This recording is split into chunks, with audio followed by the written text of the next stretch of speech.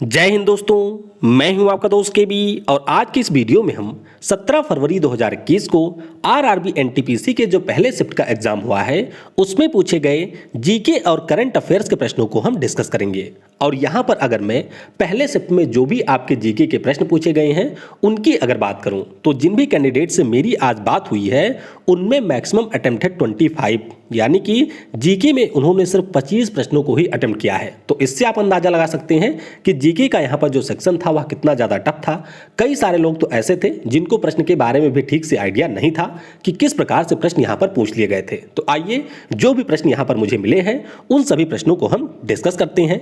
इस वीडियो की जो पीडीएफ फाइल है वह आपको टेलीग्राम चैनल केवी गुरुजी के ऊपर मिल जाएगी, तो वहां से आप इसके पीडीएफ को भी डाउनलोड कर सकते हैं। तो चलिए इस वीडियो की हम शुरुआत करते हैं। तो पहला प्रश्न पूछा गया था जो कि आसान ही था कि संयुक्त राष्ट्र का 193वां सदस्य देश कौन बना। तो ये आप सभी को पता होगा कि संयुक्त राष्ट्र का जो 193वां सदस्य देश है वह आपका है दक्षिण सूडान। कौन सा है? दक्षिण सूडान इसका 193वां सदस्य देश बना था। संयुक्त राष्ट्र की बात करें तो इससे कई सारे प्रश्न पहले भी पूछे जा चुके हैं और आपको याद रखना है कि जब संयुक्त राष्ट्र की स्थापना हुई थी 24 अक्टूबर 1945 को, तो भारत इसका संस्थापक सदस्य था। कुल कितने सदस्य उस समय थे? तो उस समय इनकी संख्या थे 51, वर्तमान में इनकी संख्या है 193। स्थापना मैंने आपको बता दिया, मुख्यालय आपको मिल जाएगा न्यूयॉर्क में और एंटोनियो गुटेरेस इसके इस समय महासचिव हैं।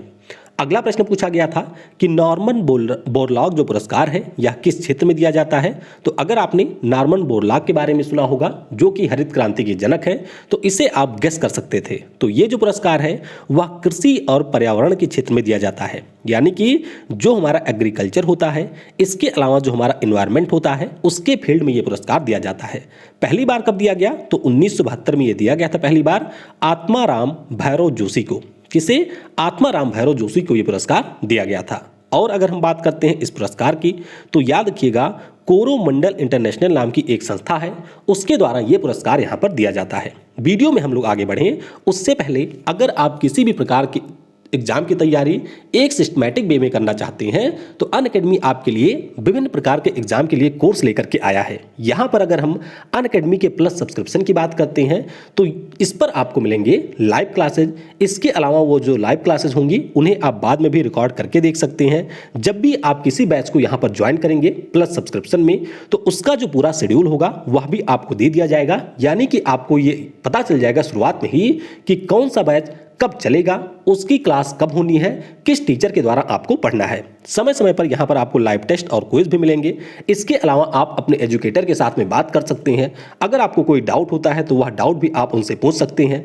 भारत में बोली जाने वाली 12 भाषाओं में आपको यहाँ पर क्लासेस मिलती हैं। सारे जो टॉपिक होते हैं उनकी डिटेल एनालिसिस भी यहाँ पर की जाती है और आपके रिविजन के लिए यहाँ पर पीडीएफ और लर्निंग मटेरियल भी अनअकैडमी के द्वारा प्रोवाइड कराए जाते हैं। तो अगर आप किसी भी प्रकार के बैच को ज्वाइन करना चाहते हैं तो नीचे आपको लिंक मिल जाएगी, उस लिंक पर क्लिक करके आप यहां पर इसका सब्सक्रिप्शन परचेज कर सकते हैं। और अगर मैं आपको बताऊं तो सिंपली आप यूज करेंगे कोड KV10, तो जो प्राइस यहां पर लिखा हुआ है उसमें भी आपको 10% का डिस्काउंट मिल जाएगा। तो नीचे लिंक दिया गया है, उस पर क्लिक करके आप इसे परचेज कर सकते हैं। और अगर आप आने वाले समय में CBT2 यानी कि आरआरबी एनटीपीसी का जो CBT2 है या फिर जो ग्रुप डी का एग्जाम है उसकी तैयारी करना चाहते हैं तो उसके लिए कोर्स भी आपको अनअकैडमी के ऊपर मिल जाएंगे। मात्र 150 रुपये पर महीने के हिसाब से रेलवे एग्जाम की तैयारी भी आप कर सकते हैं। और वहां पर भी आप अगर यूज करेंगे कोड KV10 तो इसमें आपको 10% का डिस्काउंट मिल जाएगा। और 10% डिस्काउंट जो है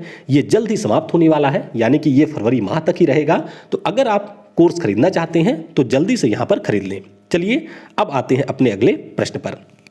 अगला प्रश्न पूछा गया था कि आर्टिकल 243C है वह किससे संबंधित है। तो याद रखिएगा जो भी हमारा आर्टिकल 243 में है उसमें से शुरुआत के आर्टिकल हमारे पंचायतों से संबंधित है। किनसे? पंचायतों से संबंधित है आर्टिकल 243C। अब पंचायतों की बात हुई है तो आपको ये याद रखना है कि हमारे संविधान में जो 73वां संविधान संशोधन हुआ था 1992 में, उसके अंतर्गत संविधान के भाग 9 में 16 नए अनुच्छेद जोड़े गए थे। कितने? 16 नए अनुच्छेद इसमें जोड़े गए थे। तो ये पॉइंट आपको याद रखना है। और अगर हम बात करते हैं कि पंचायती राज को सबसे पहले लागू किसने किया था तो ये लागू किया था राजस्थान ने। तो ये प्रश्न भी एनटीपीसी में पूछा जा चुका है। अगला प्रश्न पूछा गया था कि जेनेटिक्स के लिए नोबेल पुरस्कार किसे दिया गया। तो आपको याद होना चाहिए कि हमारे भारतीय मूल के एक यहाँ पर डॉक्टर थे जिनका नाम है हरगोविंद सिंह खुराना। क्या नाम है? हरगोविंद खुराना। तो इनको 1968 में जेनेटिक कोड के डेवलपमेंट के लिए यहाँ पर नोबेल पुरस्कार दिया गया था मेडिसिन के फील्ड में। इनके साथ में दो और लोग थे, एक थे डब्ल्यू निरेनबर्ग और दूसरे थे रॉबर्ट डब्ल्यू होले।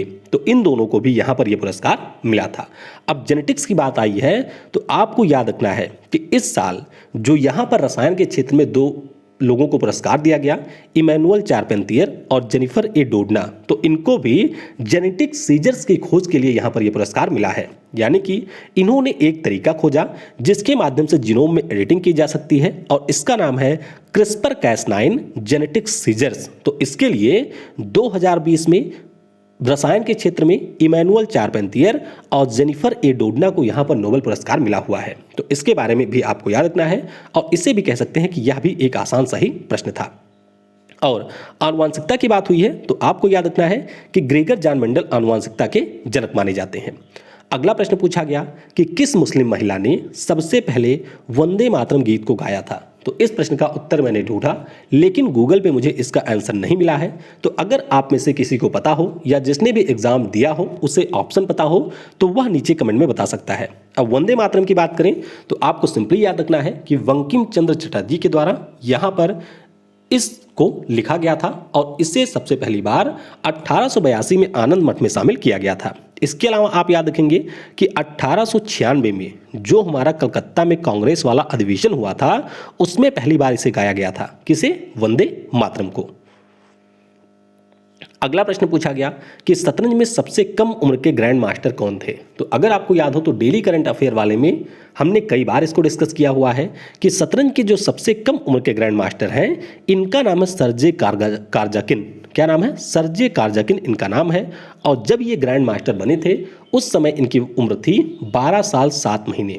और यहाँ पर आपको याद रखना है कि दुनिया के दूसरे सबसे कम उम्र के जो ग्रैंड मास्टर हैं वह हमारे देश भारत के हैं। नाम क्या है? तो इनका नाम है डी गुकेश। तो डी गुकेश की बात करते हैं तो दुनिया में दूसरे ये सबसे कम उम्र के ग्रैंड मास्टर हैं और भारत के सबसे कम उम्र के ये ग्रैंड मास्टर हैं। अच्छा, यहाँ पर अगर हम लोग बात करें कि भारत के पहले ग्रैंड मास्टर कौन थे तो वे आपके थे विश्वनाथन आनंद। कौन थे? विश्वनाथन आनंद। 1988 में ये ग्रैंड मास्टर बने थे। पहली महिला ग्रैंड मास्टर कौन थी? तो वो आपकी थी कोनेरू हम्पी। और अभी 67वें नंबर के ग्रैंड मास्टर भी बने हैं गोवा के जिनका नाम है लियोन मेंडोंका। तो उनका नाम भी आपको याद रखना है। अगला प्रश्न एक फुल फॉर्म से संबंधित था कि FDQN का पूरा नाम क्या है। तो सिंपली आपको याद रखना है कि जो FDQN है इसका पूरा नाम है फुली क्वालिफाइड डोमेन नेम। क्या है? Fully qualified domain name. अगला प्रश्न पूछा गया कि संयुक्त राष्ट्र ने वर्ष 2019 को किसे समर्पित किया था। यानी कि संयुक्त राष्ट्र के द्वारा पार्टिकुलर वर्ष को डेडिकेट किया जाता है किसी पर्सन के लिए या किसी अन्य चीज के लिए।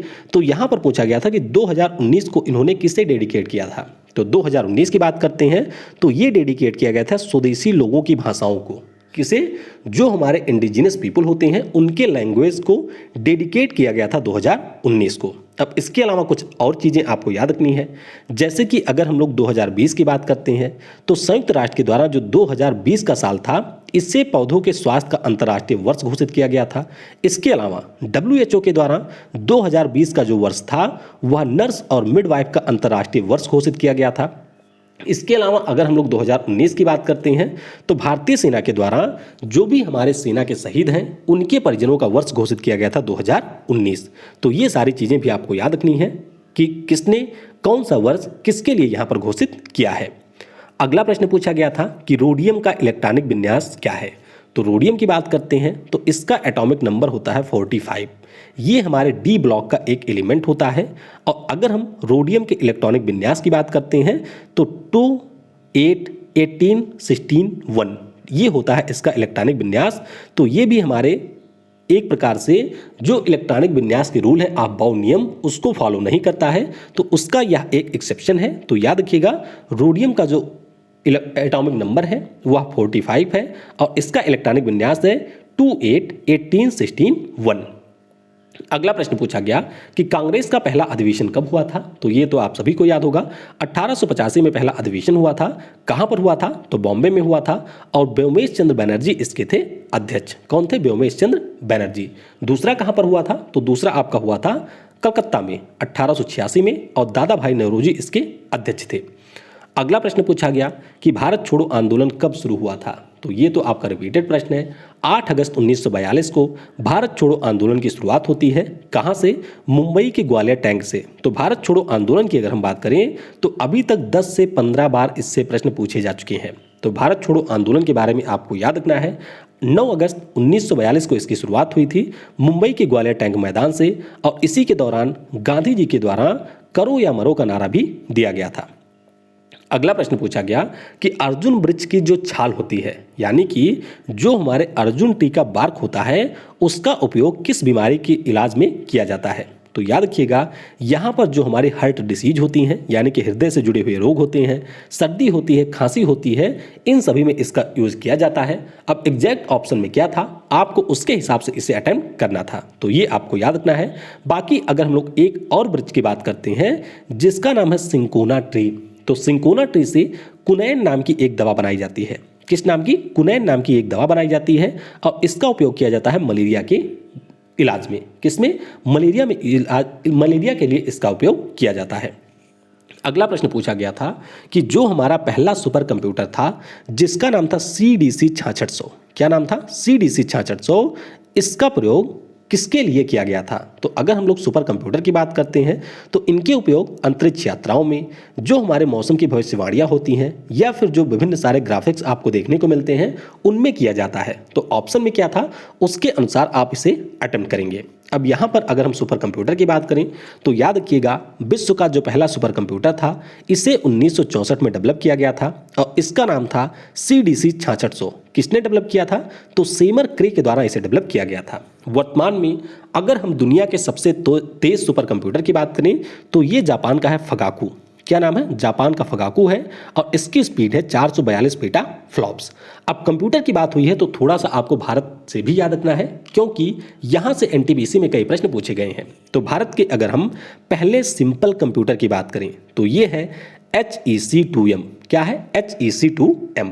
भारत में निर्मित पहले कंप्यूटर की बात करें तो इसका नाम है TIFRAC, Tata institute of fundamental research automatic calculator. तो ये इसका नाम था। भारत के अगर हम पहले सुपर कंप्यूटर की बात करें तो इसका नाम है परम 8000। क्या नाम है, परम 8000 और इसे सीडेक ने डेवलप किया था। सीडेक का मतलब है centre for development of advance computing और ये आपको मिलेगा पुणे में। वर्तमान में अगर हम भारत के सबसे तेज सुपर कंप्यूटर की बात करें तो ये है परम सिद्धि आर्टिफिशियल इंटेलिजेंस। तो पिछले साल ही इसे लॉन्च किया गया था।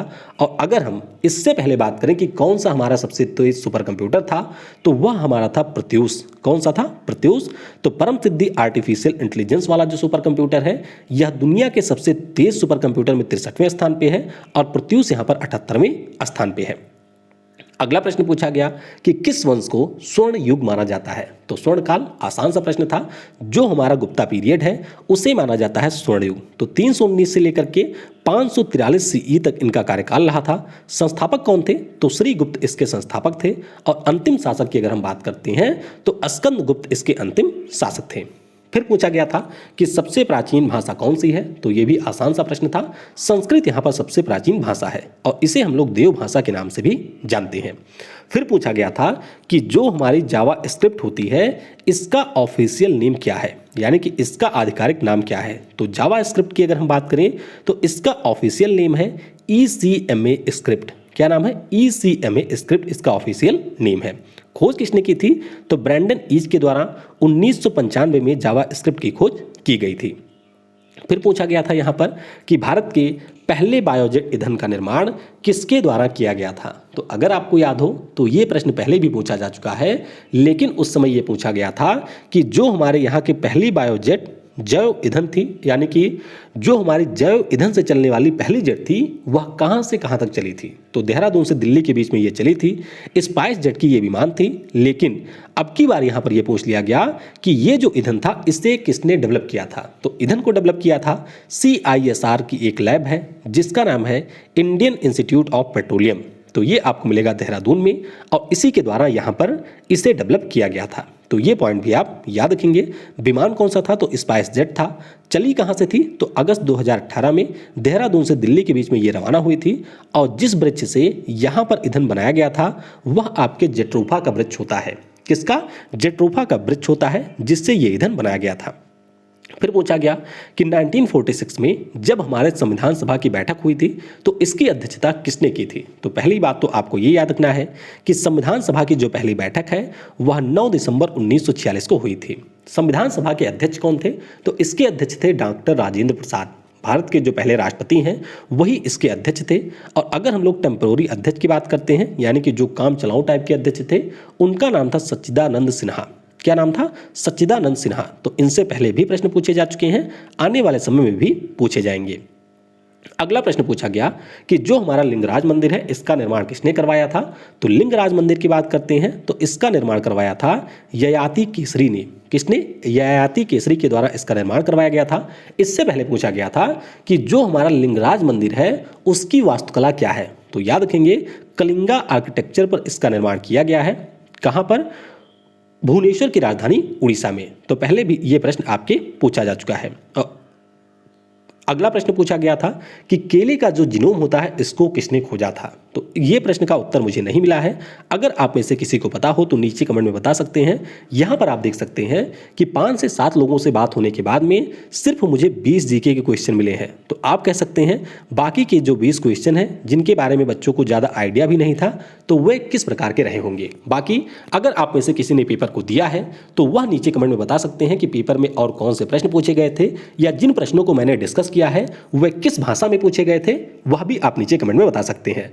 इसकी जो पीडीएफ है वह आपको रात तक मिलेगी केवी गुरुजी टेलीग्राम चैनल पर, क्योंकि कई सारी चीजें इसमें और ऐड जोड़नी होती है तो इसीलिए पीडीएफ आपको रात में ही मिलता है। वीडियो को समय देने के लिए आपको बहुत बहुत धन्यवाद।